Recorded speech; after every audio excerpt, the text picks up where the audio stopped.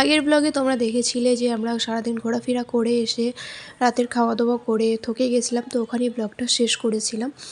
এটা হচ্ছে তার পরের দিন সকালের ব্লগ। সকালে আমরা বেরিয়েছি সকালের নাস্তা নেওয়ার জন্যে, সবার জন্য নাস্তা নেব, আমরাও নাস্তা করব।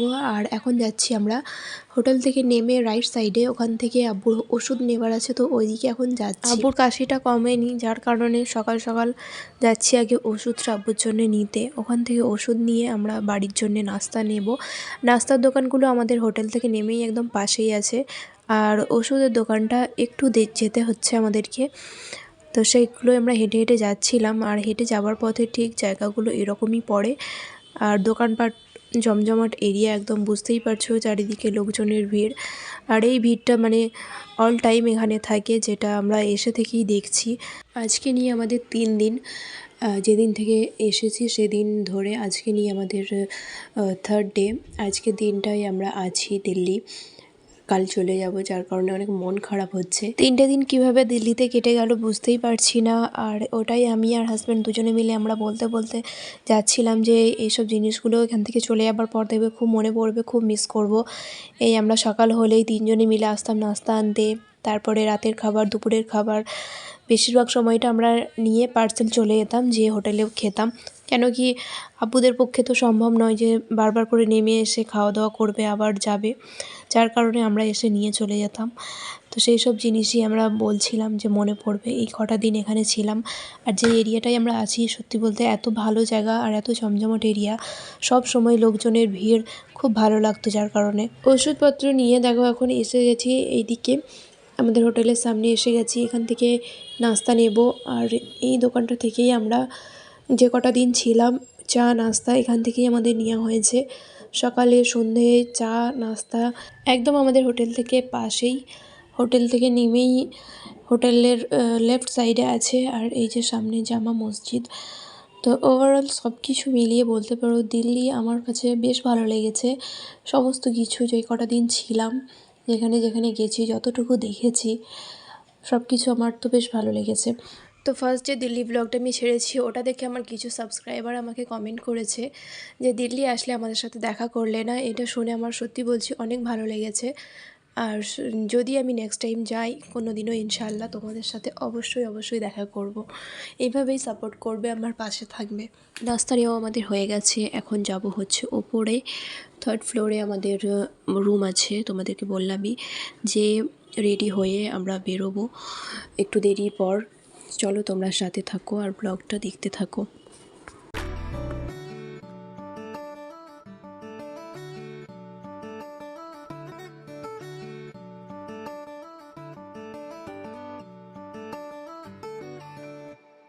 হেই গাইস, আসসালামু আলাইকুম। দেখো এটা হচ্ছে নেক্সট ডে, আমরা এখন রেডি হয়ে গেছি আর আজকে বেরোবো, নিচে যাব। চলো তোমরা সাথে থাকো, ব্লগটা দেখতে থাকো, আশা করছি অনেক অনেক ভালো লাগবে। ইসানকে ওখানে রেডি করে দিয়েছে আর বেরোবো। আর এখানে দেখো ইসান বায়না করছে, ওকে ওর বাবা বলেছে যে তোমাকে নিয়ে যাব না বাইরে, তুমি খাওয়া দাওয়া ঠিক করে করছো না। এখানে এসে একদম খাওয়া দাওয়া করছে না, খালি দুষ্টুমি করছে, ছোটাছুটি লাফালাফি এসবই করছে, খাওয়া দাওয়া একদমই করছে না। আর আজকে সকালে আমি ওর জন্য কী করেছি, বাইরে থেকে হালুয়া কিনে নিয়ে এসেছি, কিনে সেটাকে দুধও কিনেছি, কিনে মিক্স করে ওকে খাইয়েছি।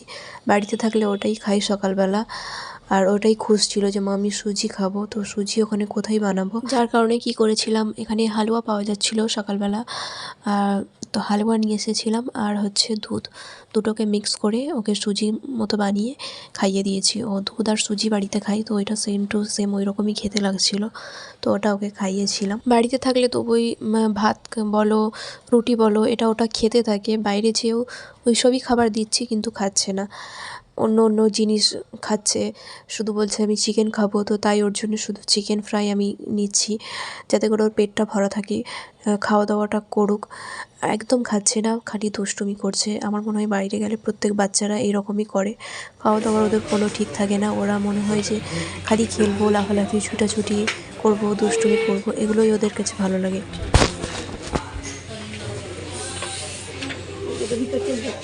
ভেতরে যাবো।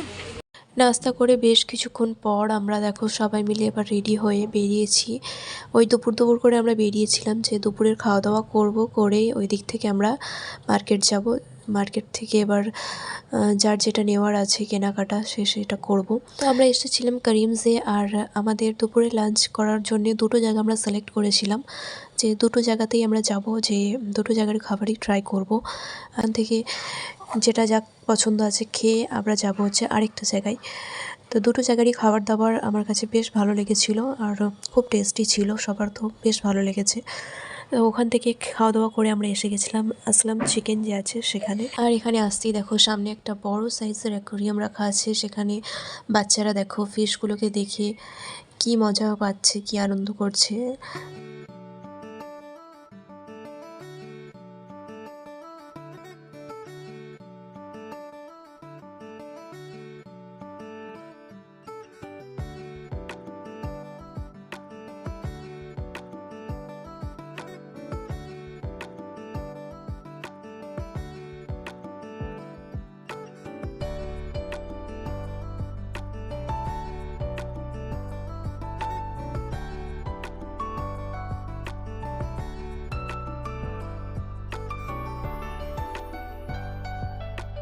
গতকাল রাতে আমরা এখান থেকে চিকেন নিয়ে গেছিলাম, যেটা খেয়ে সবার অনেক বেশি ভালো লেগেছিল।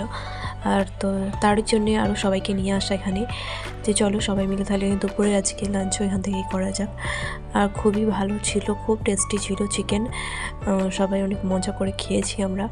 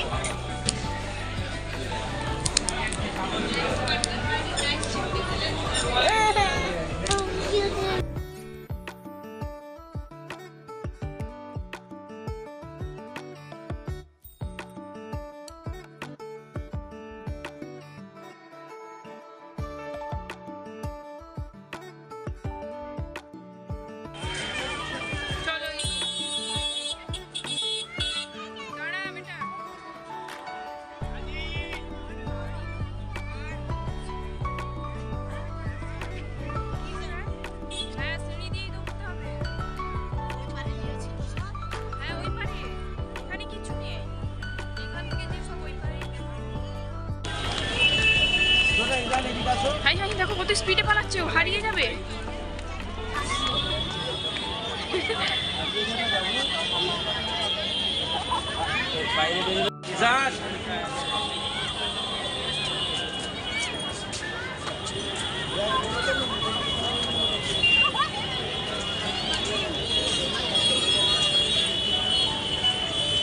দুপুরের খাওয়া দাওয়া করতে করতে আমাদের অনেকটাই সময় লেগে গেছে, কেন কি সবাই মিলে বেরিয়েছি আর একটা জায়গায় ফার্স্টে করেছি, তারপরে আরও একটা জায়গায় ঢুকেছি, সেখানে আমাদের দেরি হয়েছে।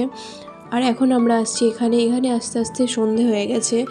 এখন আমরা ভেতরে ঢুকছি আর এখানটা একটু দেরি ঘুরবো, ঘুরে আমরা যাব হচ্ছে মার্কেট।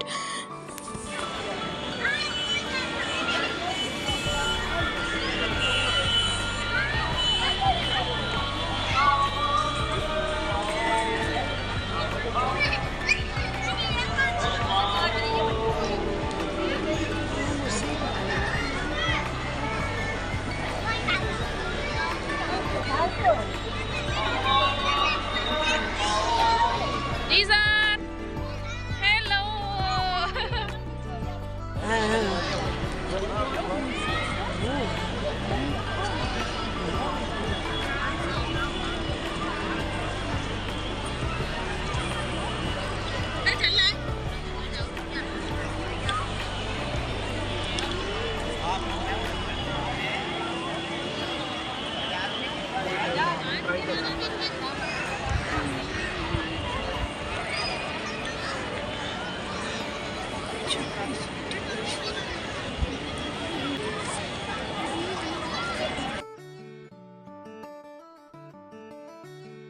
ভেতরে আমরা একটু দেরি ছিলাম আর সন্ধ্যা হয়ে গেছে আস্তে আস্তে, একটু বেলাবেলি আসলে আরও বেশি ভালো লাগতো। আর কি বলতো, ইজান অনেক লাফালাফি করছে আর প্রচুর লোকের ভিড়, ছুটে ছুটে পালাচ্ছে এদিক ওদিক। আমাকে না প্রচুর ভয় লাগছে যে যদি কোথায় হারিয়ে যাই খুঁজে পাবো নি, হাত ছাড়িয়ে ছুটে ছুটে পালাচ্ছে। আর তো আমরা বেরিয়ে পড়েছি, একটু দেরি ছিলাম, তারপরে বেরিয়ে এখন আমরা এই বাজারটাতে এসেছি, মিনা বাজার। তো এখান থেকে আমরা দেখবো কি কি নেওয়া যায়। তো চলো যাবো এখন।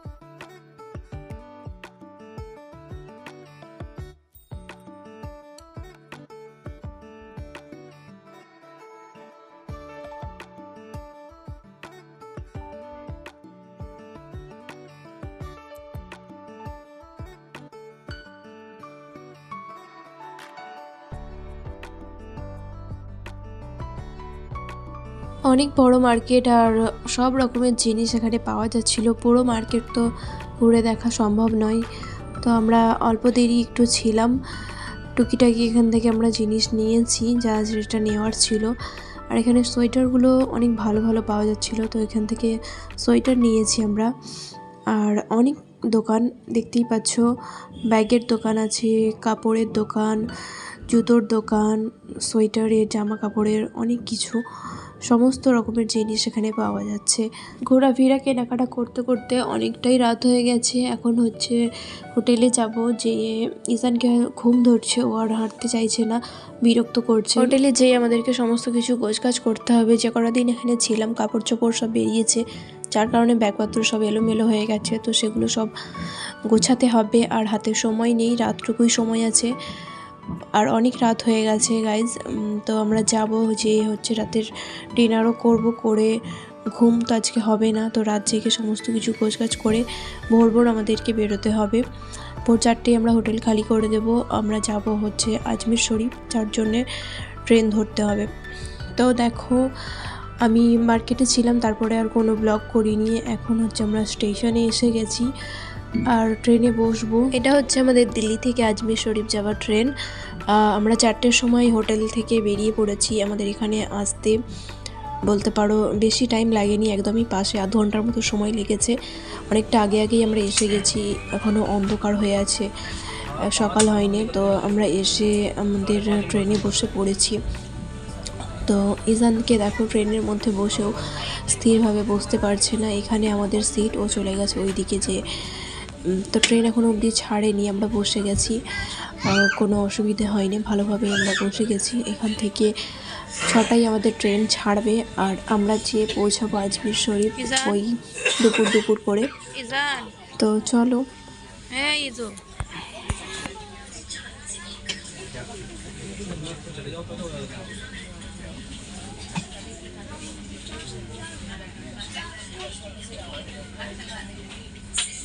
সারা রাত একদমই ঘুম হয়নি, জেগেই পুরো রাত কাটিয়ে দিয়েছি, কেন কি ট্রেন মিস যাতে না হয়ে যায়, যার কারণে কেউ ঘুমাইনি। আমরা সবাই জেগেছিলাম যে একদম পারফেক্ট টাইমে আমরা যেন এসে পৌঁছাতে পারি, স্টেশনে কোনো হড়বড়ি না হয়।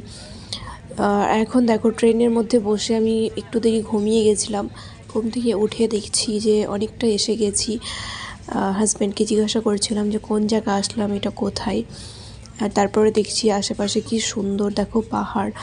এখান থেকে বলতে পারো যত দূর আমরা যাচ্ছি শুধু পাহাড় পাহাড়। ওইটাই হাজব্যান্ড আমাকে বলছে যে এবার তুমি দেখতে থাকবে, শুধু পাহাড় পড়বে, খুব ভালো লাগবে। আর সত্যিই তাই, খুব ভালো লাগছিল। কি সুন্দর দূর দূর অবধি পাহাড়, বড় বড় পাহাড়। আজকের ভিডিওটা এখানেই শেষ করছি। পুরো ব্লগটা কেমন লাগলো জানাবে। যদি ভালো লাগে ভিডিওটা লাইক করবে, শেয়ার করবে, আর সুন্দর একটা কমেন্ট করবে। কালকে তোমাদের সাথে শেয়ার করব আজমির শরীফের ব্লগ। তো চলো, যারা নতুন আছো অবশ্যই কিন্তু সাবস্ক্রাইব করবে যদি ভিডিওটা ভালো লাগে। আবারও দেখা হচ্ছে তোমাদের সাথে। সবাই ভালো থাকবে, সুস্থ থাকবে। আল্লাহ হাফিজ।